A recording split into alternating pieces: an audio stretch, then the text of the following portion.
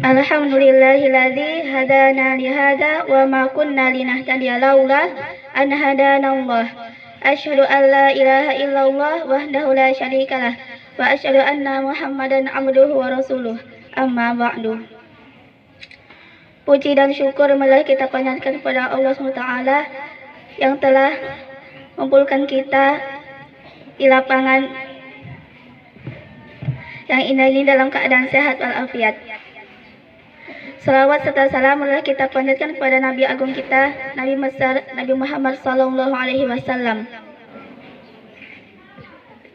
Baiklah, sebelum saya mulai ceramah ini,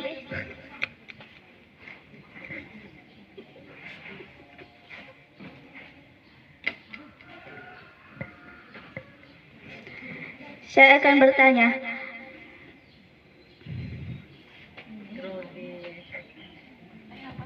Beri tepuk tangan dulu untuk Ustazah Syifa. Nervous Ustazahnya. Apa yang kalian ketahui tentang mukjizat? Entahlah. Tahu. Mukjizat merupakan kejadian luar biasa yang keluar dari batas hukum alam. Nah, sekarang saya akan memberikan ceramah yang bertema tentang Al-Quran adalah mukjizat yang terbesar. Masya Allah.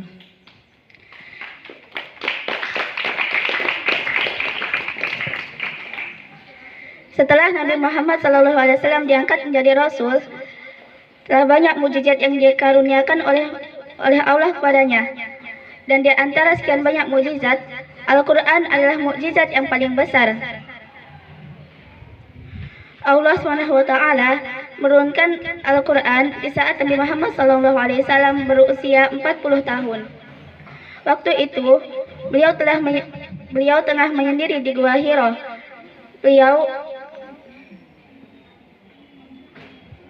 Beliau sedang mencari jawaban atas kegelisahan hatinya selama ini. Pada suatu malam, pada bulan Ramadan, Allah mengutus malaikat Jibril untuk menyampaikan wahyunya kepada Rasulullah. Jibril datang menyerupai lelaki. Bukan terkejutnya Rasulullah pada saat itu. Lalu Jibril berkata, "Iqra, bacalah." "Aku tidak bisa membaca," sahut Muhammad. Lalu Jibril berkata lagi, "Iqra." "Apa yang harus kubaca?" sahut Muhammad gemetaran. Untuk yang ketiga kalinya, Jibril berkata, "Iqra bismi rabbikal ladzi khalaq, khalaqal insana min 'alaq, Iqra wa rabbukal akram, alladzi 'allama bil qalam, 'allamal insana ma lam ya'lam." Nabi Muhammad terus mengikuti perkataan Jibril hingga kata-kata tersebut terpatri di hati beliau. Jibril pun menghilang. Sebelum Al-Quran diturunkan, di dunia ini telah banyak kitab suci sebelumnya yang diturunkan, yaitu kitab Zabur, Taurat, dan Injil. Dan Al-Quran diturunkan sebagai penyempurna dari kitab-kitab sebelumnya. Al-Quran berbeda dengan kitab sebelumnya yang hanya diperuntukkan untuk kaum tertentu. Al-Quran diturunkan untuk seluruh alam, untuk seluruh manusia di alam ini. Dan Al-Quran tidak seperti kitab-kitab lainnya yang telah berubah isinya karena campur tangan manusia. Al-Quran telah terjaga kemurniannya. Bahkan Allah telah menyebutkan dalam Al-Quran surat Al-Hijr ayat 9 yang bunyinya, A'udzubillahiminasyaitonirrajim. Bismillahirrahmanirrahim. Inna nahnu nazzalna dzikra wa inna lahu lahafizin. Yang artinya,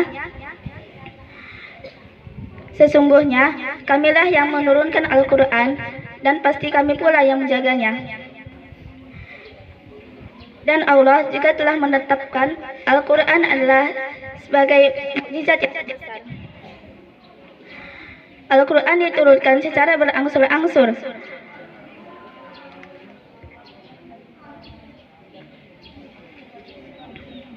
Untuk apa Al-Quran diturunkan secara berangsur-angsur? Agar isinya lebih mudah dimengerti, dihafalkan, dan diamalkan. Al-Quran berisi aturan seluruh hukum alam ciptaan Allah. Dan sebelum itu saya ingin bertanya lagi, berapa lama Al-Quran diturunkan? Al-Quran diturunkan selama 23 tahun. 13 tahun Al-Quran diturunkan di Mekah dan 10 tahun di Madinah. Dan keistimewaan Al-Quran dibandingkan kitab lainnya adalah dari segi bahasanya. Dengan membacanya saja, itu sudah bernilai ibadah. Dan selain dari itu, mukjizatnya adalah dari segi selain dari segi bahasa, mukjizatnya adalah juga dari segi pembuktian ilmiah dan hukum syara. Dari pembuktian ilmiah adalah Al-Quran merupakan sumber rujukan bagi pengetahuan modern. Jauh sebelum manusia menemukan tentang bahayanya makan daging babi, Al-Quran telah mengharamkan makan daging babi. Dan ternyata setelah diteliti, daging babi mengandung penyakit yang membahayakan manusia. Dan dari segi hukum syara, di dalam Al-Quran terdapat penjelasan terhadap segala sesuatu di alam ini. Dalam Al-Quran dijelaskan rahasia alam semesta yang menjadi tanda-tanda kebesaran Allah SWT. Mungkin demikianlah ceramah yang dapat saya sampaikan. Lebih dan kurangnya saya minta maaf, pada Allah saya mohon ampun. Billahi taufiq wal hidayah. Assalamualaikum warahmatullahi wabarakatuh. Waalaikumsalam warahmatullahi wabarakatuh. Tepuk tangan dulu untuk Ustazah Syifa Nur Fadila. Tolong santriwan duduknya yang rapi, yang sopan, ya, jangan tekangkang, ya.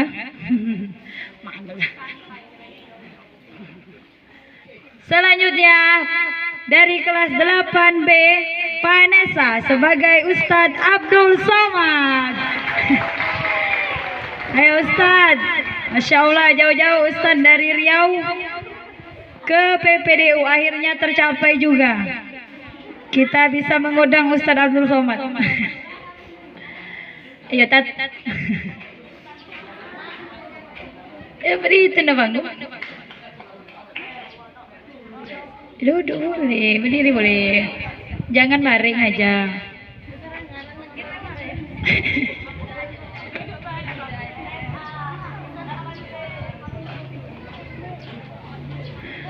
Agak nak muka-muka kayak gitu.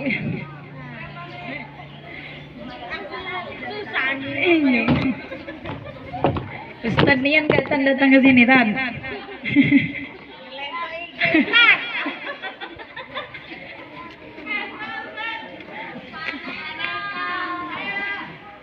Mic satunya, Tan, mic satunya.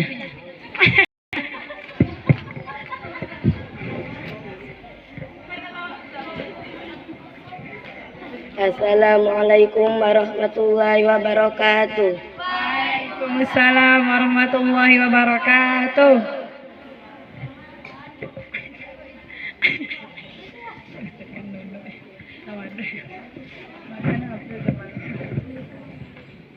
Alhamdulillahilladzi hadana lihadza wa ma kunna linahtadiya laula an hadanallah. Asyhadu an la ilaha illallah wa asyhadu anna Muhammadar Rasulullah sallallahu alaihi wasallam.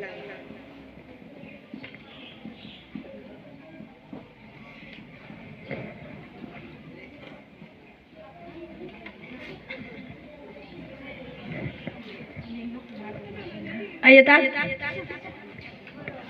Bila kita nampak raut wajah orang yang tenang, cerah, maka ketenangan bukan kerana wajahnya. Bila orang nampak kaki dengan penuh bawah, maka ketenangan bukan pada kaki. Bila tampak ayunan tangannya tak tergesa-gesa, maka pada tangan yang di mana letak bahagia itu. Ala fil jasabil mutra. Ketahuilah dalam jasa ada segumpal, ada sebuah idza salahan.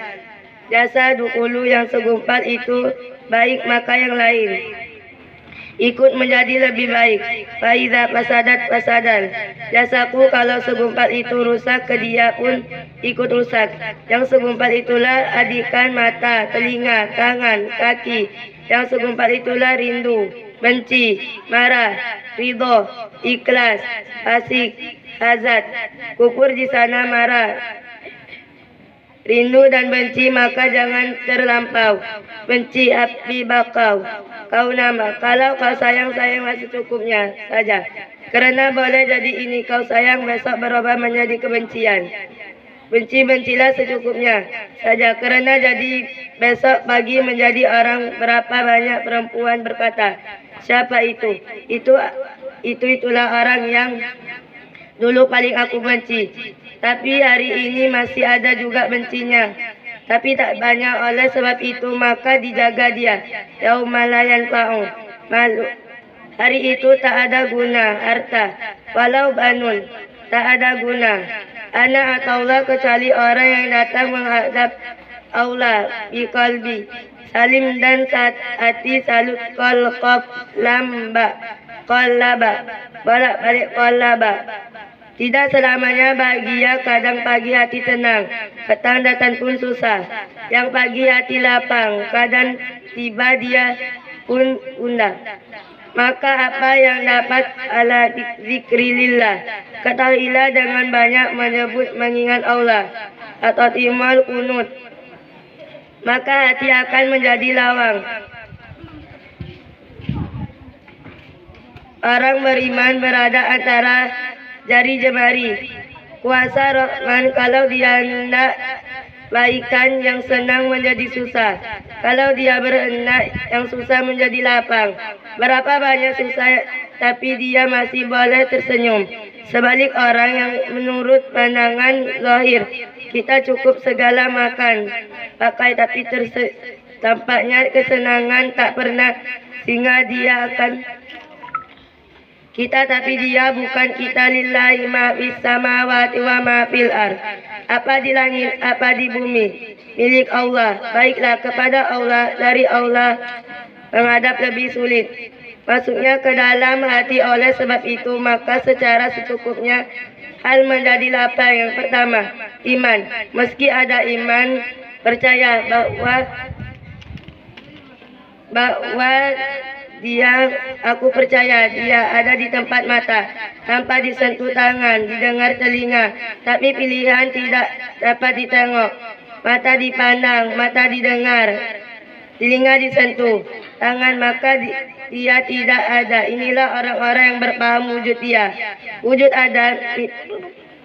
ada mimbar, ada orang, dan karena ia boleh menatap dengan mata, mendengar suara dengan telinga, bersapa tangan dengan alat yang diciptakan Allah Subhanahu wa Ta'ala.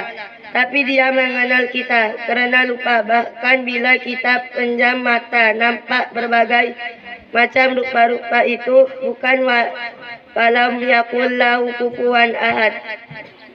Bila kita pandang tangan malam, tampak bermacam warna rupa itu, dia maut balik Allah kadzalik, maka dia tidaklah seperti itu.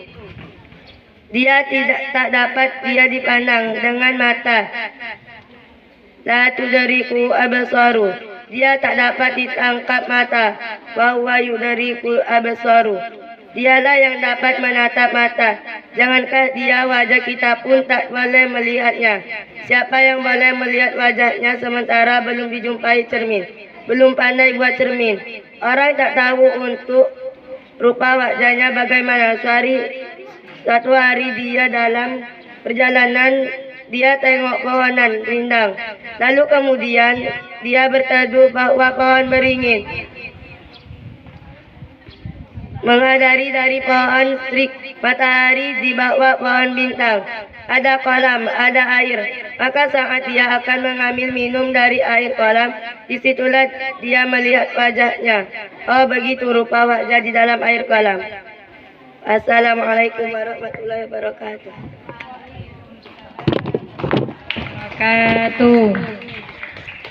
Terima kasih kepada Ustadz Abdul Somad.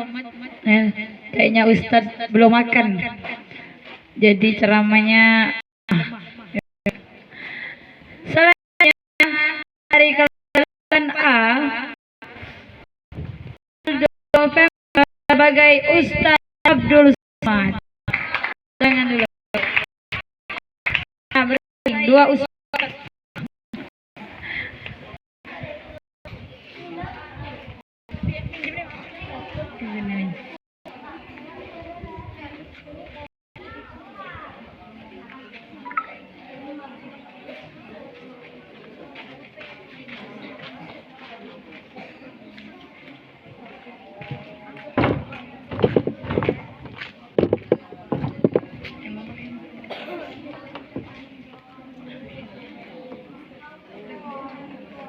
Sini Tat.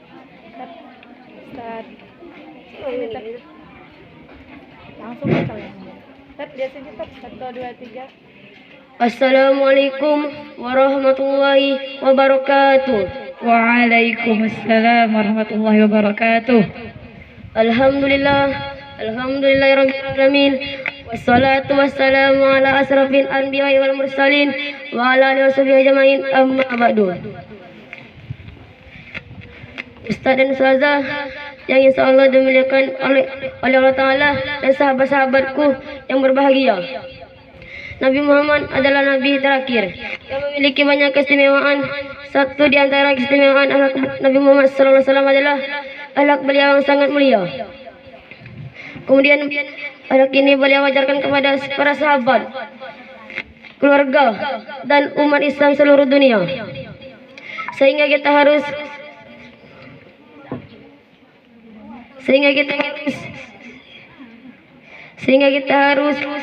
berperilaku muslim yang baik agar kita memiliki citra Islam yang rahmatul lil alamin. Kemudian akhlak Nabi Muhammad SAW mendapat prestasi dan pujian dari Allah Subhanahu wa taala dalam Al-Qur'an sebagai berikut.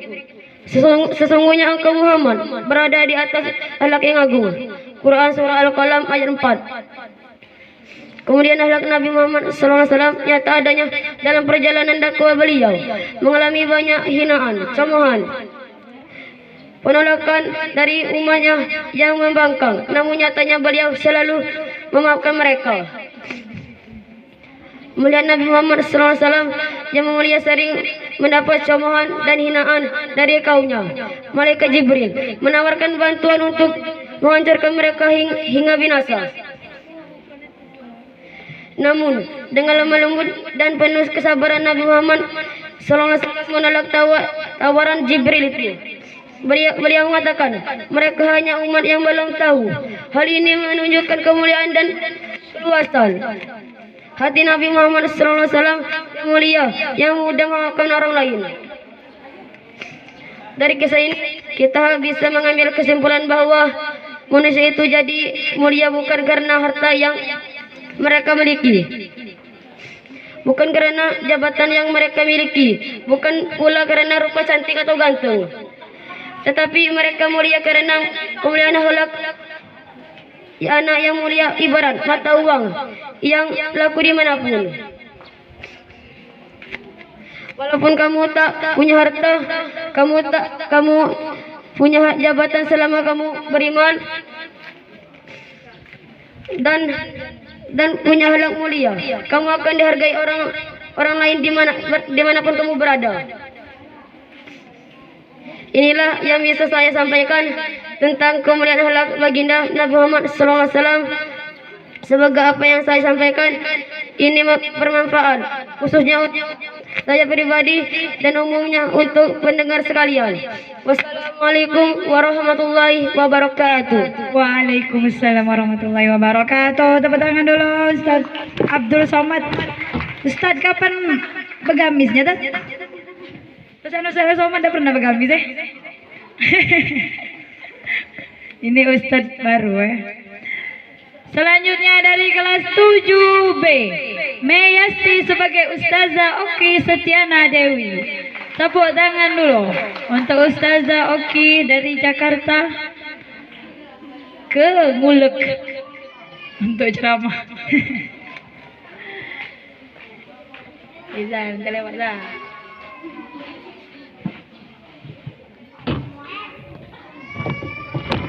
Pak Serin SS.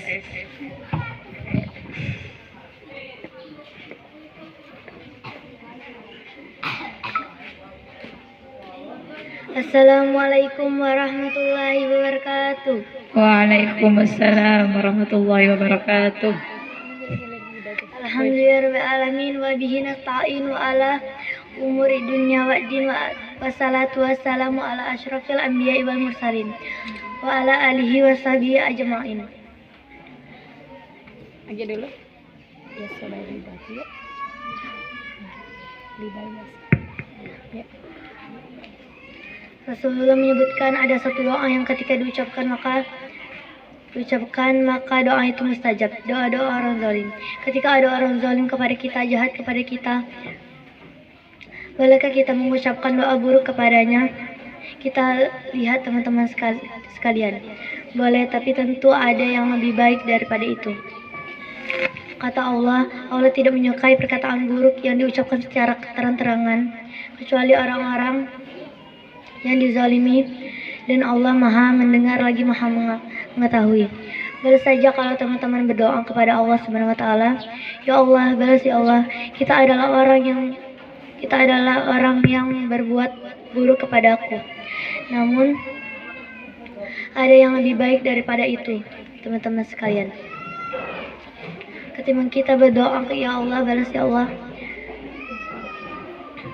hancurkan dia ya Allah. Ketimbun kita berdoa seperti itu, walaupun doa seperti itu dibolehkan, alangkah lebih baik doa itu diganti dengan kalimat,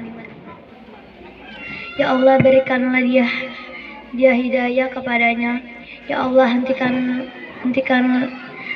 dia dalam perbuatan maksiat. Ya Allah, berikan petunjuk kepadanya untuk tidak melakukan lagi, untuk tidak menjauhi orang lain lagi. Karena hal ini diajarkan oleh Rasulullah SAW. Sampainya dibuang di tempatnya ya.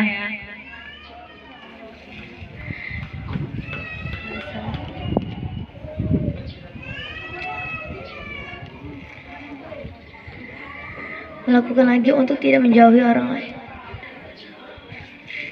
Teman-teman sekalian, ketika diperlakukan buruk oleh orang-orang lain, di taufik,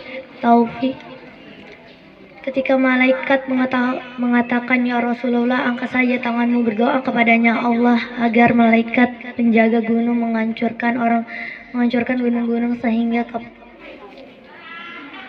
kena kepada mereka semua. Apakah Rasulullah mengatakan, ya Allah, azab mereka, ya Allah, hukum mereka? Tidak.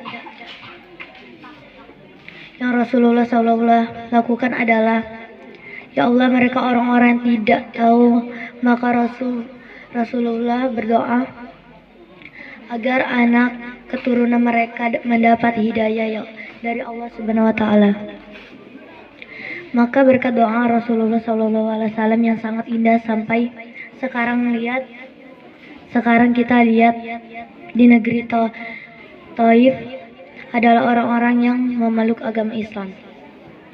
Demikianlah teman-teman, begitu indah akhlak Rasulullah SAW yang beliau contohkan kepada kita, maka sudah sepatutnya kita meladani sifat-sifat sosok suri tauladan kita, yaitu Rasulullah SAW. Wallahu a'lam bismillah. Wabihi wa taufiq wa hidayah. Wassalamualaikum warahmatullahi wabarakatuh. Waalaikumsalam warahmatullahi wabarakatuh. Tepuk tangan dulu untuk Ustazah Oki Setiana Dewi. Selanjutnya dari kelas 7A, Adit sebagai Habib Ali Zainal Abidin. Tepuk tangan dulu untuk Habib Zainal Abidin.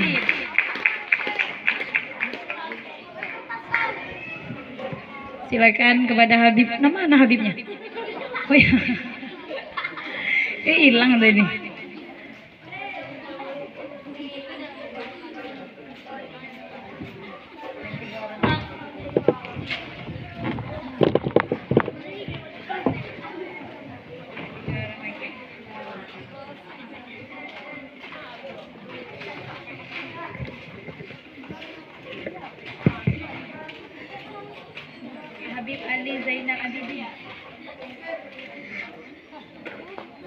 Ayo Bib. Jangan malu. Ayo tepuk tangan dulu untuk Habib. Nah, Habib sudah jauh-jauh. Ayo Bib. Assalamualaikum warahmatullahi wabarakatuh.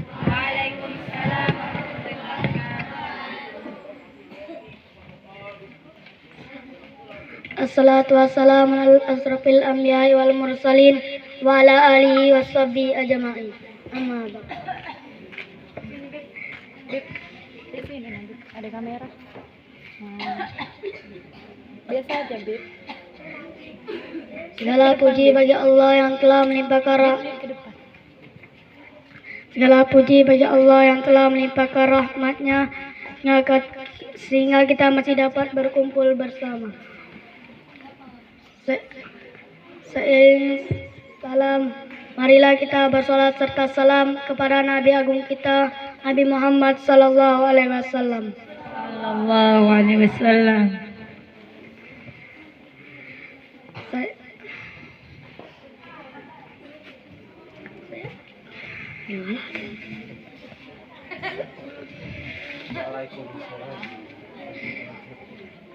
Saya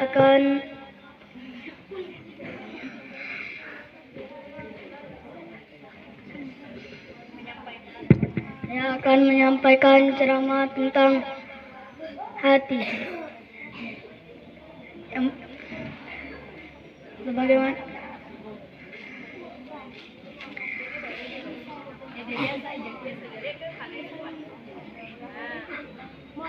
halal alba'in foto wancoro. Bila cahaya masuk di dalam hati, maka hati akan lapang dan luas. Apa maksudnya? Dada melebar. Ia adalah makna yang diberikan oleh Allah dalam hati. Kalau diberi cahaya oleh Allah, tumaknina, mantap dalam keyakinan, tidak goyang atau diduga tegar terhadap dengan musibah, tidak tertimpa bila mendapatkan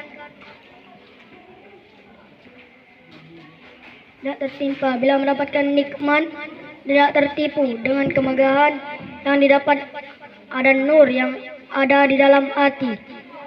Berapa banyak orang karena nikmat dia kafur, karena musibah dia tidak sabar, diberi amanah dia tidak ada nur. Tapi kalau orang yang diberi nur dalam keadaan musibah, maka nikmat tidak berubah, karena dirinya mantap, lapang, kuat hubungannya dengan Allah Subhanahu wa Ta'ala. Nur ini kalau masuk di dalam hati menjadi lapang luas. Hati ini hal mukjizat. Ini dapat nur. Kita semua ada hati, ada jiwa, tapi adakah kita punya hati? Ini diberi cahaya oleh Allah atau tidak? Kita kenal pasti tandanya yang diberitahukan oleh Nabi Sallallahu Alaihi Wasallam. Bagi kita di akhirat, wala di dunia pun, selain daripada apa yang kita dapat di dalam hati, kalau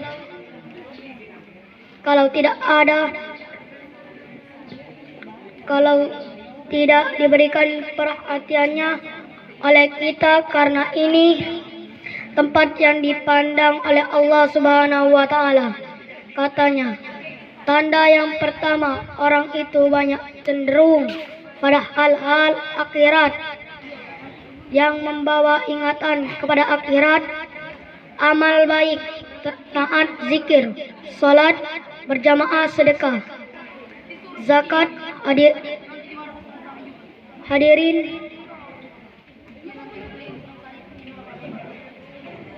majelis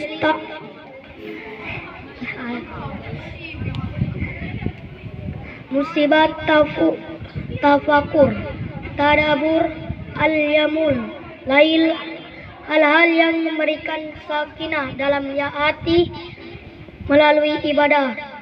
Ini tanda orang yang dia mendapatkan nur. Yang kedua, daripada tempat yang menipu, yakni keduniaan karena dunia yang berdusta, karena dunia orang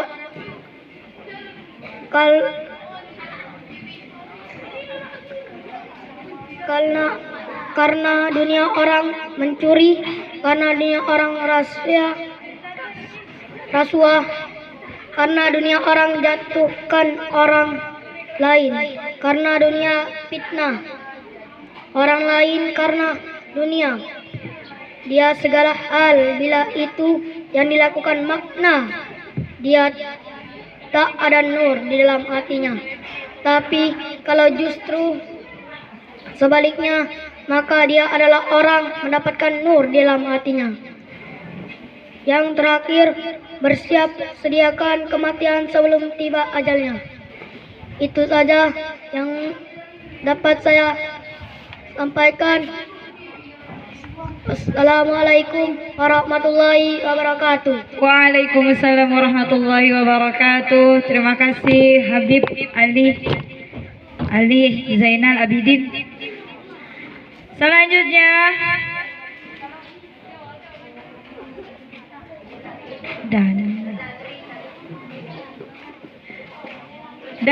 masih dari kelas 7A, Dani sebagai Ustadz Abdul Som.